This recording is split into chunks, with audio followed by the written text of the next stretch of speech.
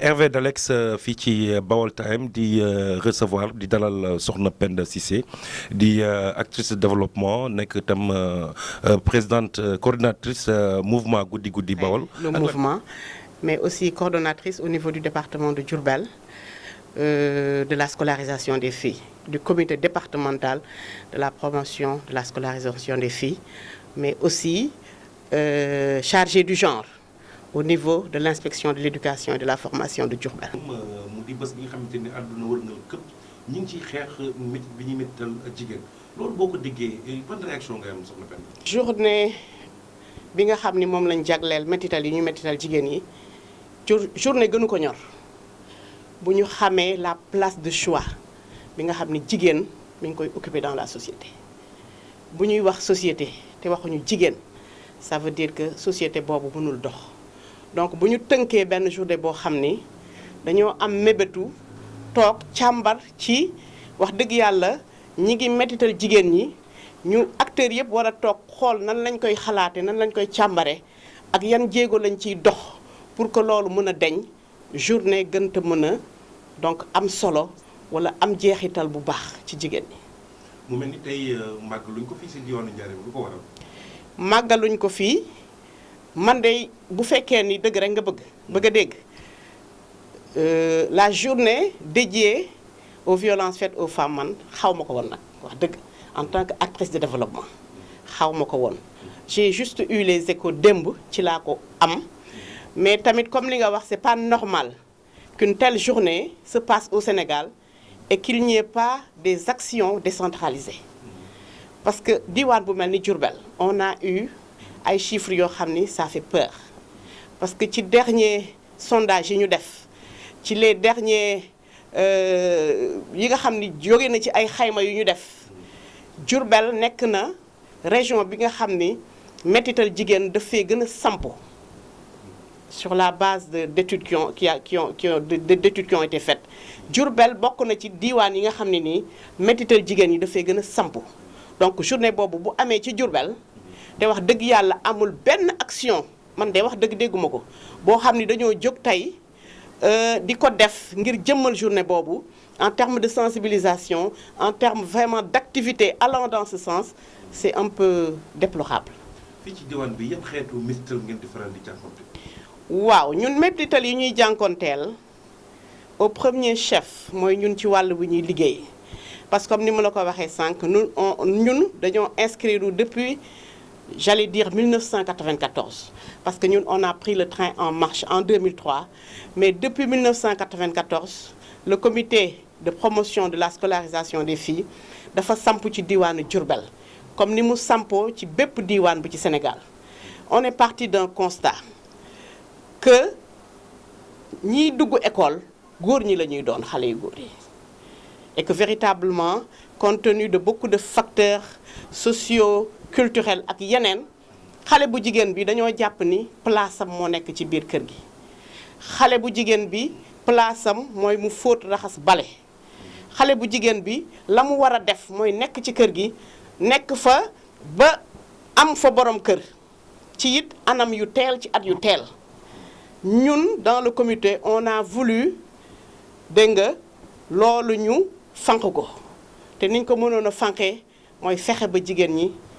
dugg ci école yi di jàng te c'est une violence faite aux femmes parce que qui dit femme également dit la jeune fille donc une violence appliquée sur la fille c'est celle de ne pas l'amener à l'école au même titre que les enfants non seulement c'est une violence mais c'est une norme de genre qui s'applique sur la fille foofu lañ commencé de fil en aiguille commencé jéem a dugal xale yu jigéen ñi au même titre que les enfants parce que góor baax na jigéen baax na te dans la quête du savoir il n'y a pas de sexe ci lañ commencé di ci liggéey ba tey ji alhamdoulilah on a fait de très grandes avancées ci loolu parce que je prends à témoin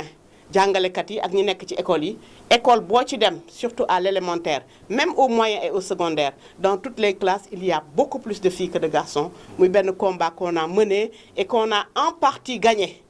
parce que violence la woon bu appliqué woon sur les filles la tendance est au renversement maintenant beneen combat bi mooy ça consiste à maintenir les filles à l'école donc lenn la loo xam ne ñi ci doon dox en termes de violence yoo xam ne amoon na ci jigéen ñi te tey jii maanaam loolu xëy na deñ na mais nag loolu benn pàcc la ci muy l'accès des filles à l'école beneen combat bi ñuy mënee mooy le maintien des filles à l'école te foofu buñ ci duggee di nga xam ni aussi violence am na ci parce que buñ nee les filles gisuñu leen dans les matières scientifiques c'est une violence qu'on fait aux filles buñ nee jigéen ñi dañ leen di bundaxataal ci école yi quand on parle de harcèlement sexuel c'est une violence sexuelle qui s'applique sur les filles su fekkee dañoo wax ni xale bu jigéen bi kat moom dafa war a liggéey ba pare soog a jàngi au profit du jeune garçon c'est une violence qu'on fait sur les filles donc autant de violences qu'on vit à l'école en plus d'autres violences yoo xam ni pour l'intégrité même physique de la fille le viol est là les filles sont massivement violées ça ne se passe pas dans l'école, mais c'est un aboutissement d'un processus qui se passe à l'école. Elles sont massivement violées. Elles sont massivement harcelées. Je vais le répéter et je vais y revenir par autant leurs pères, que les professeurs et les maîtres qui sont dans les écoles. Donc, je vais revenir dans ça parce que ça a fait l'objet d'une polémique de la part donc, de mes parents enseignants qui ont fustigé le fait qu'on y vienne. Et on y est venu, mais on y viendra toujours sur cela. C'est des violences qui sont faites sur les filles à l'école et duñu mës a tàyyi nag di ci dox. Violence la mais beneen lu fànn la parce que scolarisation des filles ngay wax quoi ak maintien des filles à l'école mais violence physique yi am ci néegu sëy bi ndax yéen a ngi koy jàkkal. sëy yi nga xam ni violence physique yi nga xam ni ñi ngi am ci néegu sëy yi dañuy jànkonte ak ñoom xam nga fan la violence ci néegu sëy commencé bu fekkee ni xale bi dafa am 14 ans ñu ni forcément dañ koy may jëkkër ça c'est une violence boo xam ni dafay appliquer wu sur cette j'allais dire femme quoi en fait parce que c'est une femme parce que généralement fi mu ne nii dañuy gis ni xale yu jigéen ñi à l'âge de 11 ans dañuy am seen ay règles et ku ne règle rek da ngay sa organisme déjà xaw ma dañ ko cay nangu wala duñ ko ca nangu mais sa organisme déjà prompt na à recevoir à mettre yor benn doom mën nga ëmb quoi donc violence man ci néegu sëy yi foofu laa koy commencer beneen violence bi ci néegu sëy yi te ñuy jànkoonteeg moom xam nga ñun dañ ne SCOFI la ñu wax mais dañuy dem ba ñaari mbir yi dafay jaxasoo parce que bu ñu nee SCOFI rek déjà même ku jigéen ki nga xam ne dafa yor doomam moom ci boppam bu amee ay difficultés dafay ñëw vers ñu te li ñuy remarquer même su fekkee ni des fois sax on n'agit pas sur ça c'est les violences comme yi ngay wax conjugales jigéen ñi sonn nañu dans l'espace familial elles souffrent le martyre góor ñi ngi leen di bundaxataal ñi ngi leen di sonal ñi ngi leen di violer ñi ngi leen di xiifloo ñi ngi leen di marloo ñi ngi def inceste ci biir famille bi dara gënta metti benn violence booy def ci sa jabar que def inceste sur ta propre fille te loolu dafa am te dañ koy dund donc yooyu violence yépp muy am violence alimentaire am sa jabar joxoo ko mu lekk joxoo ko mu naan ba war a mën a génn dem def yenn ñaawte fii yooyu yépp c'est des violences yoo xam ni dañ koy dund te des fois on est impliqué dans cela parce que nous sommes considérés comme des acteurs de développement te bépp xeetu problème la ñuy soumettre te lu ci ëpp c'est des violences yoo xam ni dañ koy dund ci biir kër yi duñu xam kuñ koy waxal c'est très sensible diggante couple c'est très sensible parce que damay wax ni Sénégal amuñu culture génn ci kër yi néegi sëy yi dem amuñu culture boobu te dafay am foo toll quand ta vie est en jeu yow nga xam ni lii lu bari mi ngi ci aju loo xam ni mën naa dem ba gàllankoor law ba nga ñàkk ci sa bakkan kooku damay jàpp ni dangaa war a dem mais puisqu'on n'a pas cette culture là et que c'est pas aujourd'hui que lañ koy am li ñuy man rek mooy activer des leviers pour fekk jigéen ñooñu ci kër yi sensibiliser leen surtout en termes de dénonciation parce que ñun li ñuy yare suñu xale yi mooy bu kenn boole bëgguñu ko mais jéebaane bëgg nañ ko parce que mën nga ñëw ci benn kër papa ji tëdd na doom ji mais pour maintenir l'intégrité de la famille dañ ni bu ko kenn wax loolu di law di wëy kooku di am ay métit dem ba am ay problèmes psychologiques yu nekk ci moom ba tey jii bu màggee dootul sax bëggati jëkkër donc c'est autant de choses yoo xam ne ñi ngi koy dund mais liy feeñ la petite partie visible de l'iceberg du dara par rapport ak li nga xam ni moo nekk ci biir kër yi ñu koy dund mu metti lool. bu ñu nee violence faite aux femmes xel yi dañuy dem ci góor ñi. alors jigéen ak jigéen. violence souvent dafay am. jigéen ak jigéen. oui ndax mën nga gis yow nga am sa wujju xëpp ko ndax mu tàng. waaw nga jam ko. waaw yooyu day am. waaw loolu violence dafay am. parce que bu ñu nee violence basée sur le genre. xam nga mën naa laal gars yi di maanaam difficulté bi gars yi di am erreur bi ñuy def suñu nee violence basée sur le genre mooy violence boobu góor gi dafay dugg jigéen gi dafay dugg parce que lépp loo xam ni métital la bu war a dal ci ku góor gi dafay entrer en jeu métital bu war a dugg ci jigéen bi dafay entrer en jeu mais également jigéen ak jigéen parce que comme tu l'as su bien dit yaa ngi Diourbel gis nga la prison de Diourbel ça regorge de femmes yoo xam ni ñaawteef yooyu moo tax ñu ñëw fa soo dee sa wujju jël sa doomu wujju jox ko dara mu lekk dee xam nga ci biir ku jégi mbir yoo xam ni dafay doy waar ñu koy defante ci seen biir muy benn violence boo xam ni dañ koy te ku defee bu kii defee kii def kii muy benn violence boo xam ni dañ naan on ne va pas se limiter sur le fait que góor ñi dañuy appliquer de la violence sur les femmes mais jigéen ñi dañuy def violence sur les hommes les femmes également entre elles se font violence dans les familles et dans les foyers. voilà ñu des si waxtaan bi rek fàttali leen RV Telex mi ngi dalal Soxna Penda Cissé di présidente mouvement Guddi Guddi Bawol Soxna Penda Cissé am na violence yoo xamante ni jigéen moo koy tax góor def ko. ndax di nga seeg góor mu yor la. yàlla dogal yoratul.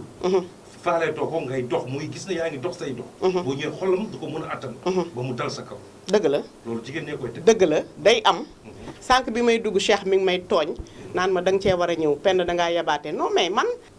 parce que tamit man damaa nekk jigéen boo xam ni damay jàpp ni góor dafa am place bu prépondérante bu muy jouer dans la société. góor mooy njiit. mooy jëkkër mooy papa mooy kilifa. tey jii góor ñi bu ñu amuloon ci société bi imaginer nga nan la doon demee donc violence yooyu ngay wax góor ñi niñ koy subiré dafa ëpp. association des maris battus même si c'est pas effectif même bu fekkee nit ñi dañ koy wax les maris battus courent les rues am na ay góor ñoo xam ni seeni jabar dañ leen di violenter parce que violence alimentaire sax day dal ci ñoom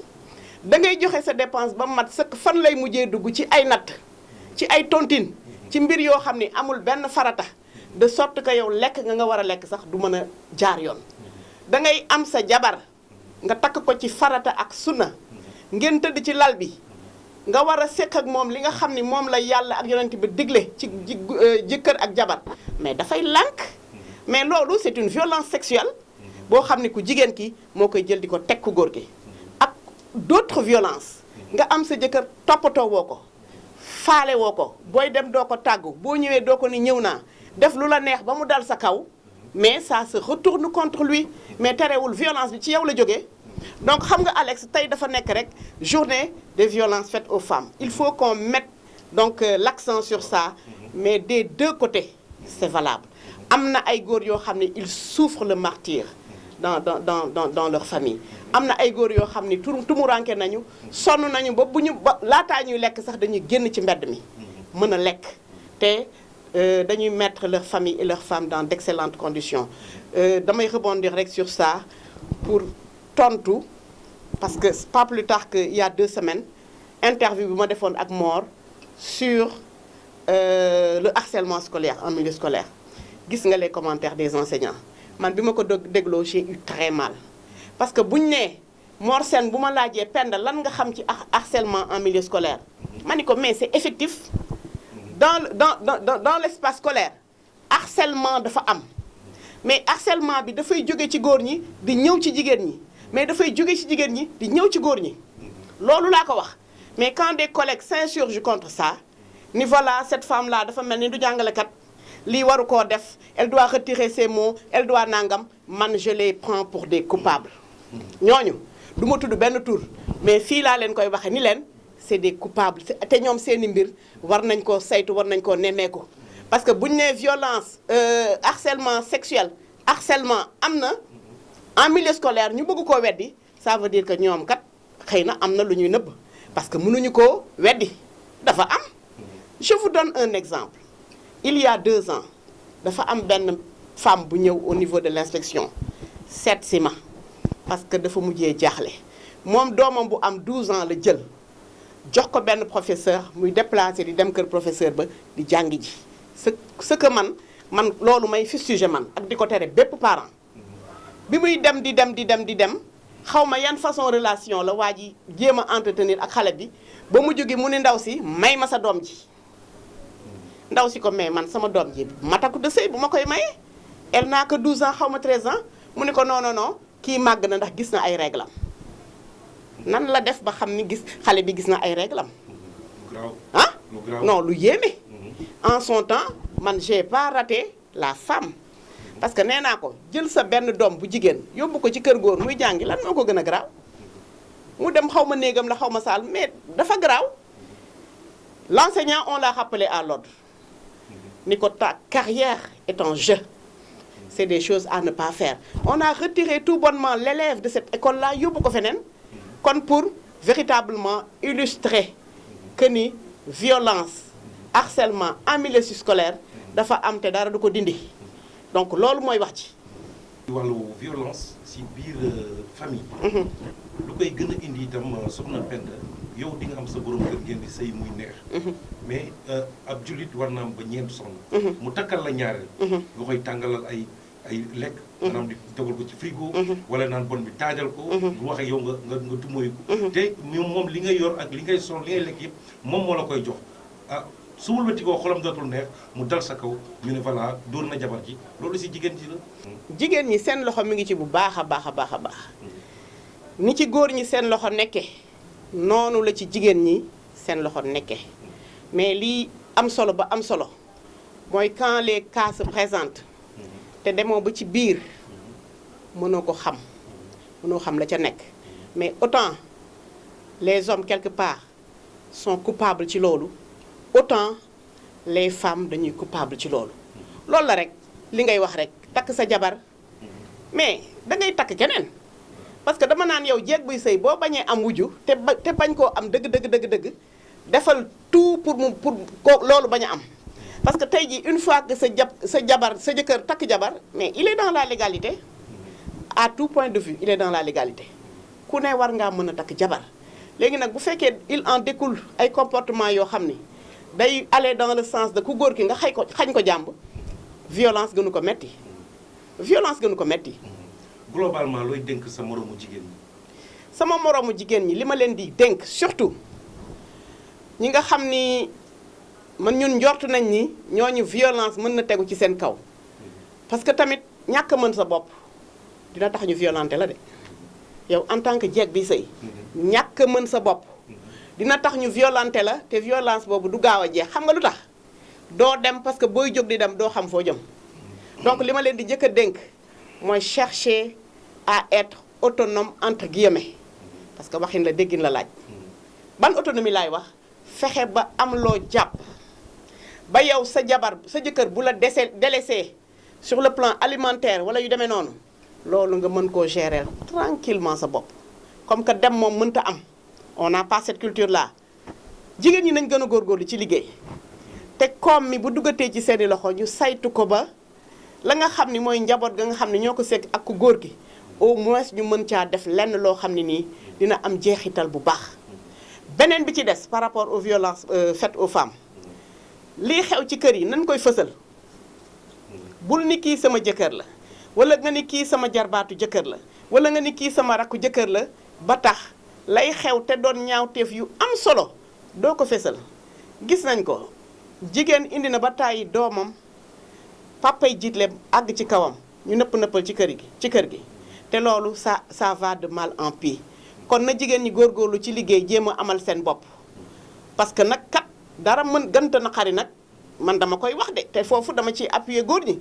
kër fi mu ne nii fii ñu toll tembe góor kese mënu koo yor de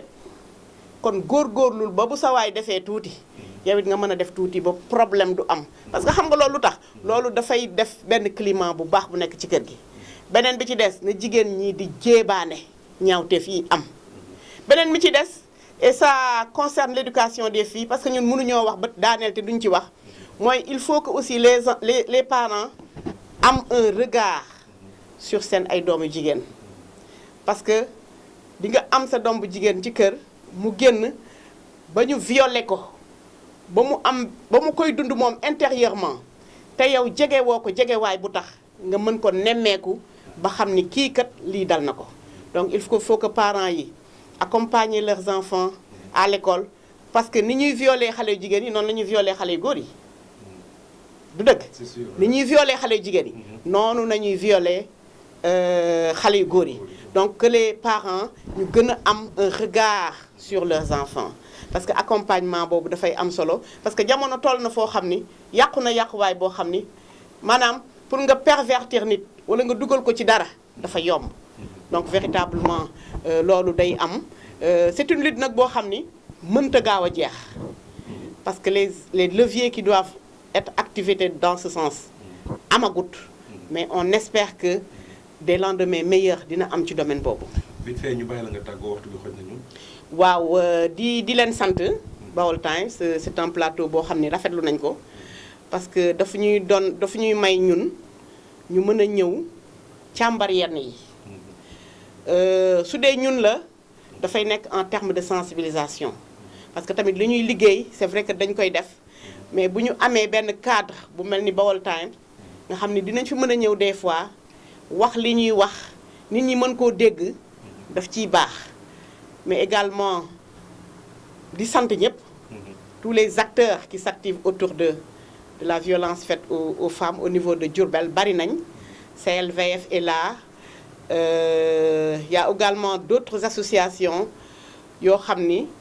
les bàjjanu gox sont là c'est le lieu de rendre hommage à notre mère Lalla Falba nga xam ni nag moom c'est la présidente des bàjjanu gox de la région de Diourbel mais ñi ngi def ci terrain bi liggéey bu am solo en termes d'accompagnement te loolu dafa am solo lool di leen sant encore une fois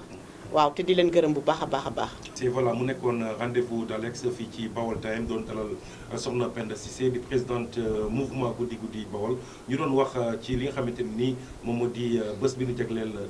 métital bi métital jigéen ci àdduna wër nga ba beneen numéro aussi rendez-vous d'Alex. Merci.